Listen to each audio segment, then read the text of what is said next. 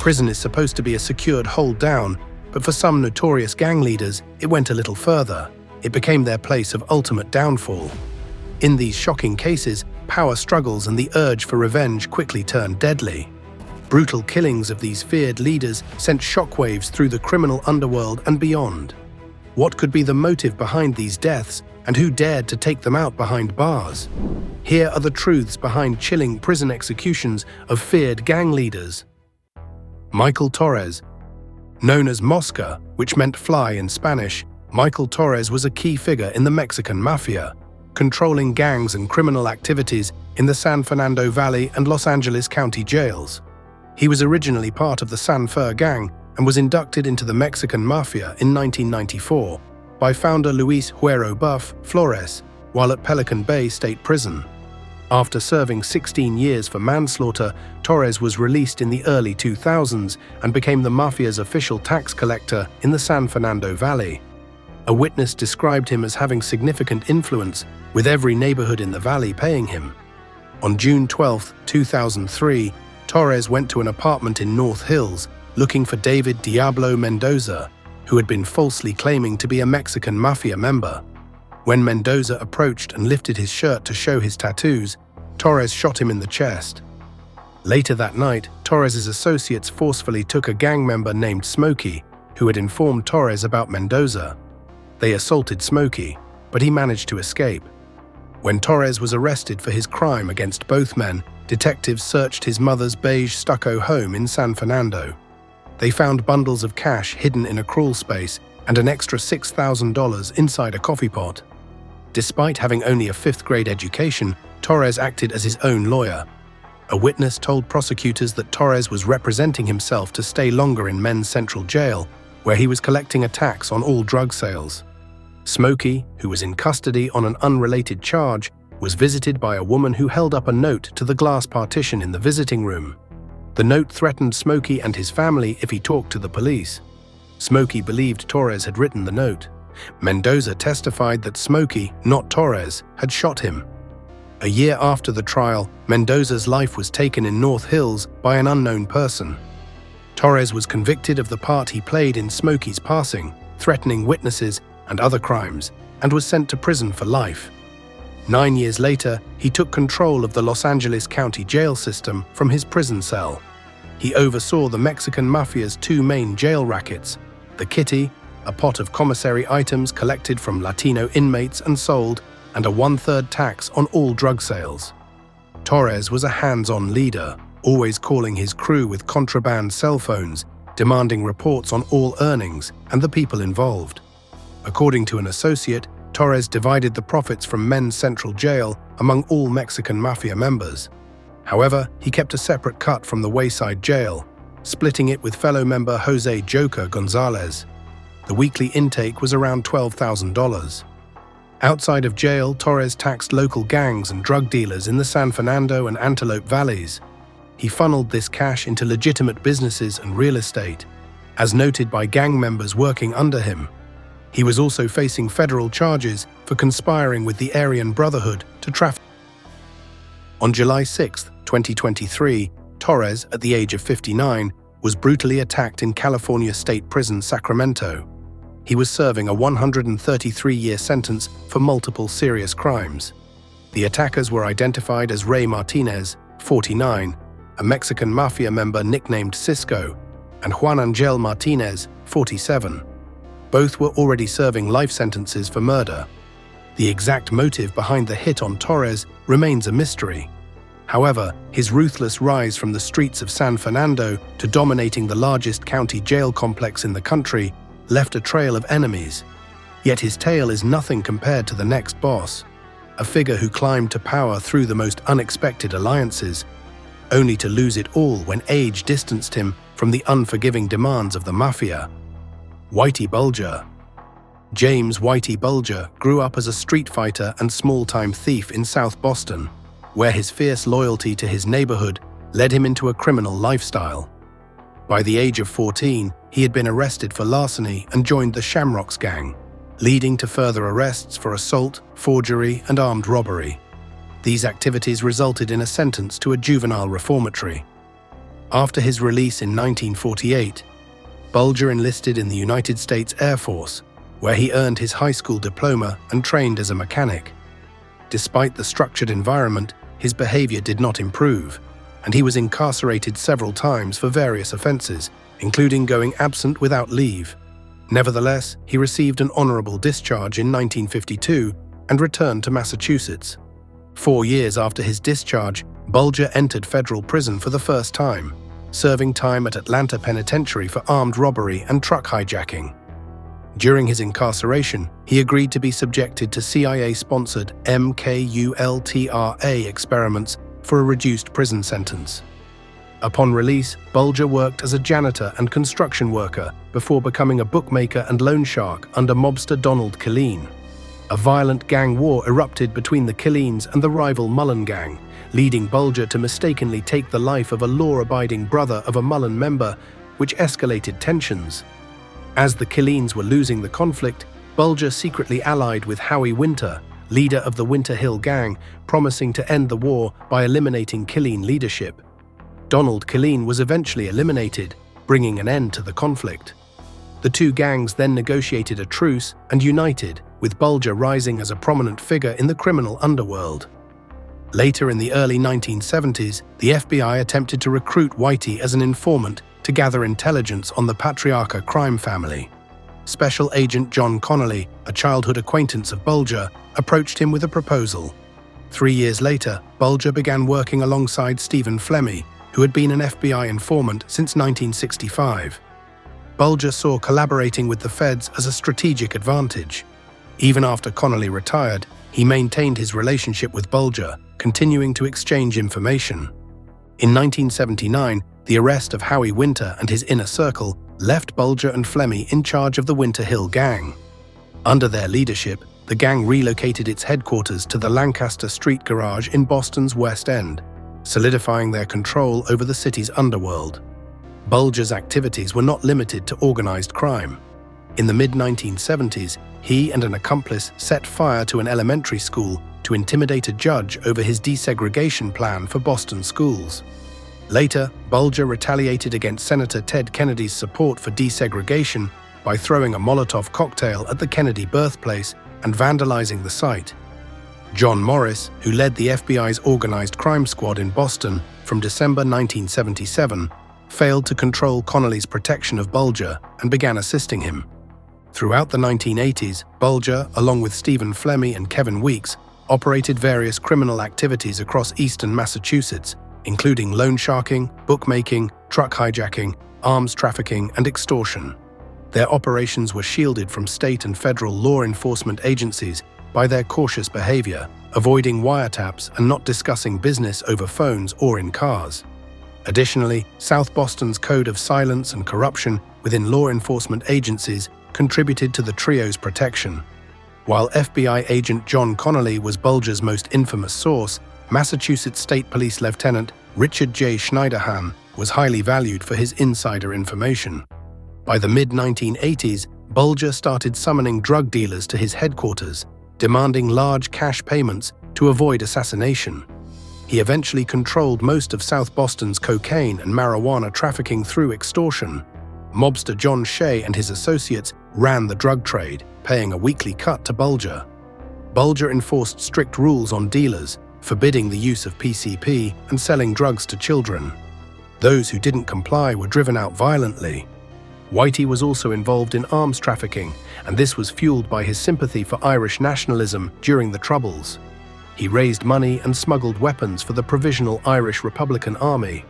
Having had enough of the chaos Bulger had unleashed, in April 1994, the DEA, Boston Police, and Massachusetts State Police launched an investigation into Bulger's illegal gambling activities. Bookmakers testified about paying protection money to Bulger, leading to a federal case under the RICO Act.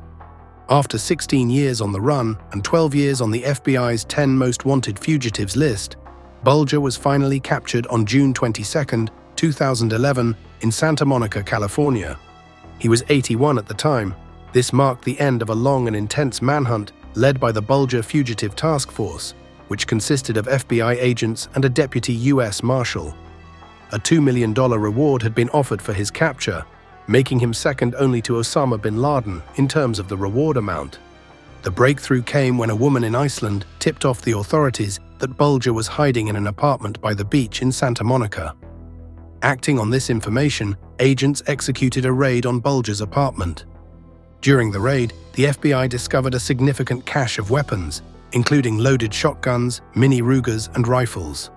Bulger faced charges like murder, extortion, drug dealing, and money laundering. The agents also found over $800,000 in cash, 30 firearms, and fake IDs. Back in Boston, Bulger wasn't the same man as before. He talked a lot to the authorities, revealing many things. People believed he would uncover deep-rooted corruption to get a lighter sentence. On July 6, 2011, he was arraigned and pleaded not guilty to 48 charges, including 19 counts of murder and other serious crimes. Many old associates thought he had told them so.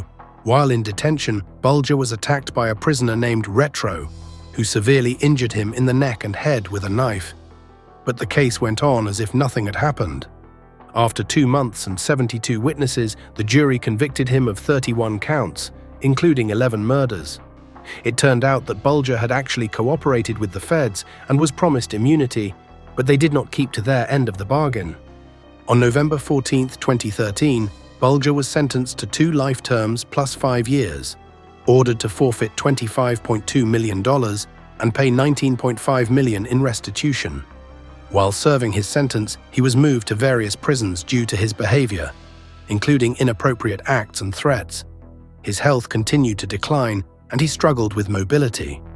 Bulger was finally transferred from Oklahoma City to Hazleton Penitentiary in West Virginia on October 29, 2018. Just a day later, on October 30th, the 89-year-old was found dead. He had been attacked by inmates using a padlock wrapped in a sock and a homemade knife. His injuries were so severe that he was unrecognizable, and Fotios Freddy Gaius, a mafia hitman from Massachusetts, was the main suspect. On August 18, 2022, Fotios Gaius, Paul J. DeCologero, and Sean McKinnon were charged in connection with Bulger's death. But in May that year, the Department of Justice announced plea agreements with the three. Fotios Gaius was later sentenced to 25 years in prison for Bulger's murder. Unlike the brutal end of Whitey, taken out in his cell on suspicion of being a rat, the next gang leader's downfall came from ruling his crew with a trite fist, an approach that sealed his fate in the most unexpected way. Ezekiel Romo. At just 18, Ezekiel, known as Wicked, got into a fight with another teenager, Manuel, at Tommy's hamburger stand on Roscoe Boulevard. During the fight, Manuel punched Ezekiel in the face. In response, Ezekiel shot and fatally injured him. This happened in 1995 in front of a crowd, and Ezekiel was arrested immediately. Manuel's sister asked the judge to give Ezekiel the harshest sentence, calling him a threat to the community. However, Ezekiel's lawyer presented letters from his family, neighbors, and teachers asking for leniency. Ezekiel was sentenced to 10 years for manslaughter, but ended up serving 18. In 2007, he and a partner attacked another inmate with a homemade weapon. While in prison, Ezekiel started working for the Mexican Mafia, despite originally being a member of the Blackstreet Gang. The Mexican Mafia saw potential in him. The Blackstreet Gang was in San Fernando Valley, particularly on Blake Street, a very dangerous area in the 1990s. The street was lined with high-density apartments and known for homicide, drugs, teenage pregnancies, and diseases. The gang controlled the area and trapped unfamiliar faces by blocking exits with furniture. Many innocent people lost their lives just by taking the wrong turn. Historically, the Blackstreet Gang had little to do with the Mexican Mafia, paying only a few $100s in taxes each month. But Ezekiel had bigger plans. With 3 Mexican Mafia members, Frank Playboy Hernandez, Raul Garcia, and Jose, Ezekiel wanted to expand the gang's influence. Blackstreet started collecting debts, moving drugs, and using violence to get what they wanted. Ezekiel's first task was to get rid of informants and addicts in his gang. One famous incident involved a local dealer named Shorty who operated out of an apartment complex on Blake Street. After a drug bust, Shorty fled to Mexico and Ezekiel took over his operations. Ezekiel got cocaine from Shorty's supplier, Felipe, and promised to pay within a week. Instead, he spread rumors that Felipe was an informant and arranged a hit on him. Felipe was shot 3 times in the back on March 6, 2015. In 2017, Ezekiel arranged for a gang member named Steven to take someone's life while using his parole GPS monitor as an alibi. Despite these efforts, Ezekiel's empire began to fall apart. He was arrested later that year with 0.5 kilogram of meth in his car and sentenced to 4 years at Sunela State Prison. From prison, Ezekiel still controlled Blackstreet operations with smuggled cell phones. He ordered extortions, drug trafficking, and murders.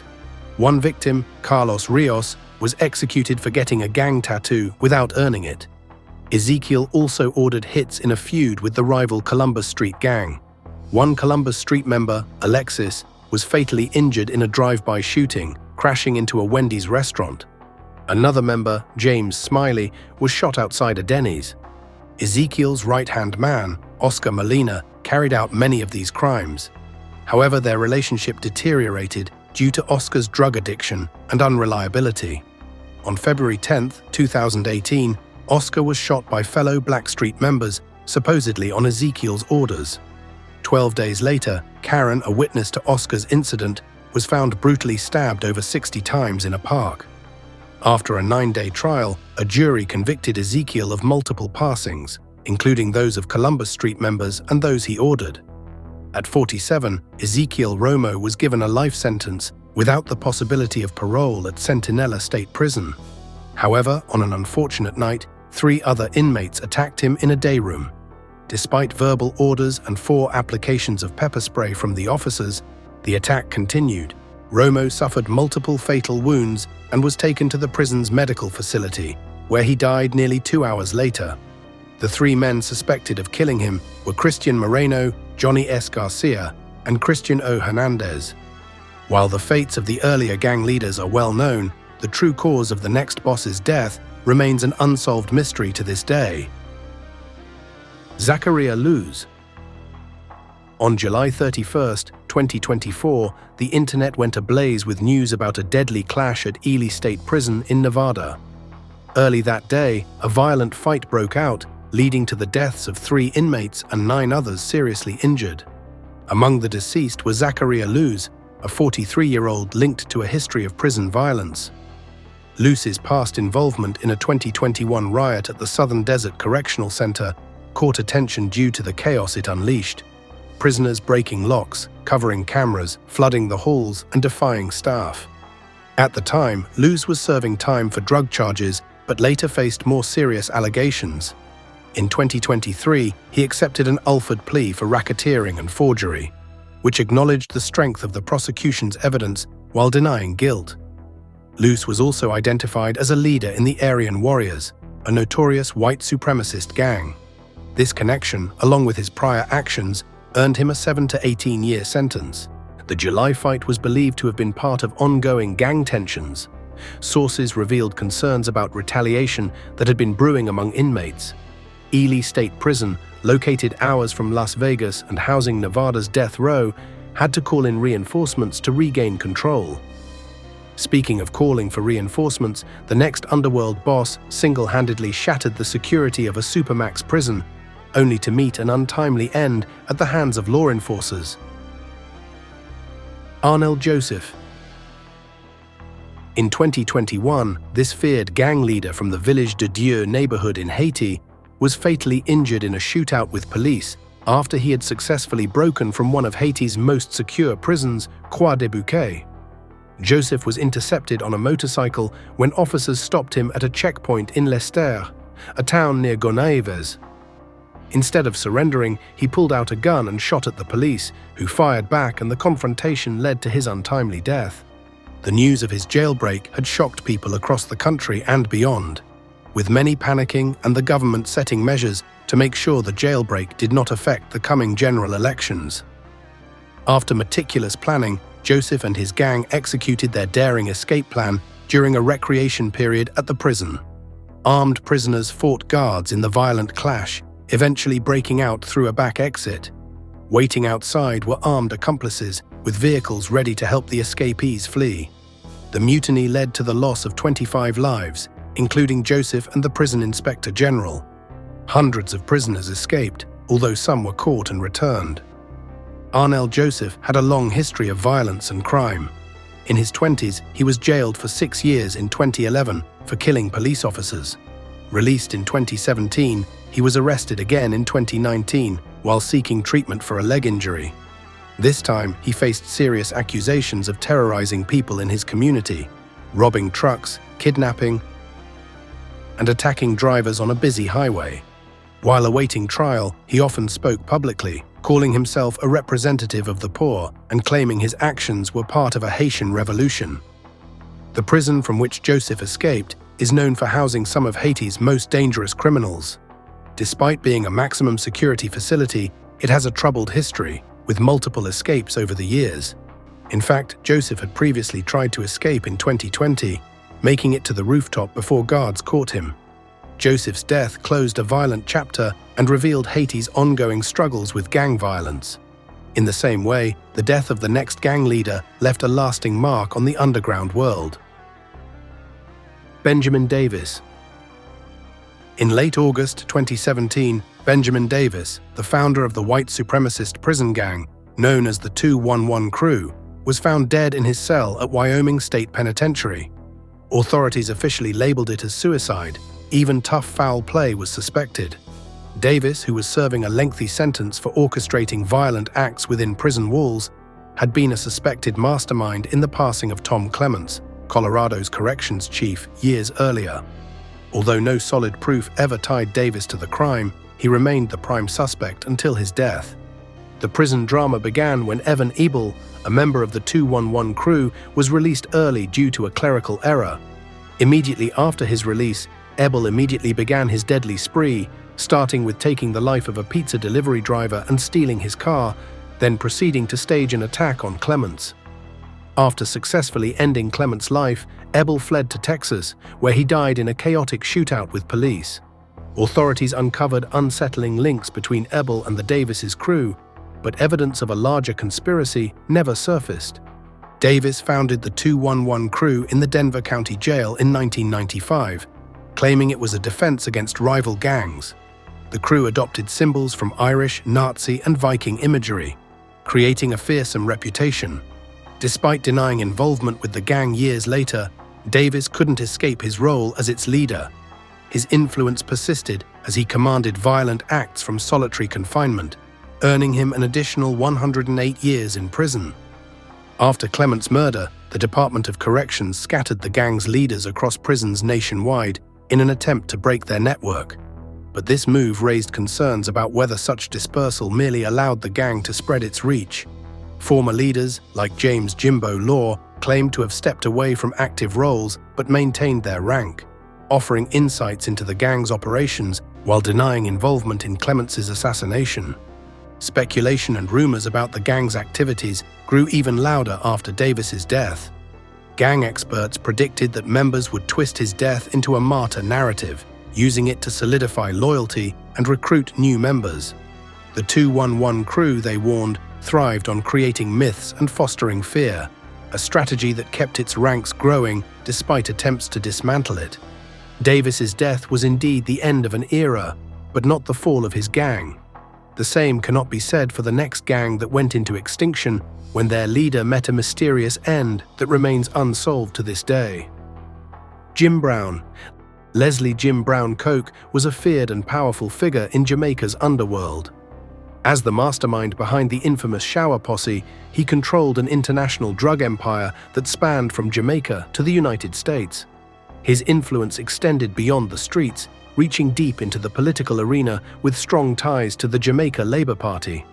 Within the tightly knit community of Tivoli Gardens in West Kingston, he was both revered and dreaded, a man who ruled with a mix of charisma and terror. The Shower Posse wasn't just a street gang, it was a well-oiled criminal machine.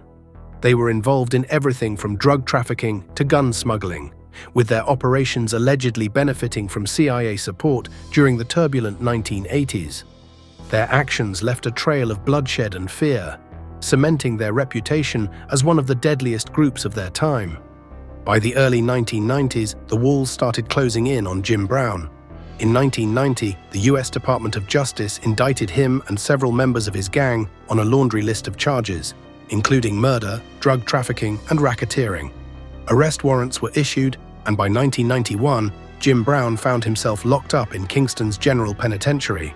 Facing extradition to the United States, he used every legal avenue to fight back, but his efforts ultimately failed. The judge ordered his extradition, setting the stage for what should have been the end of his criminal reign.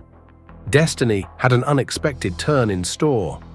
On February 23, 1992, just before his extradition, tragedy struck Jim Brown in the most horrifying way.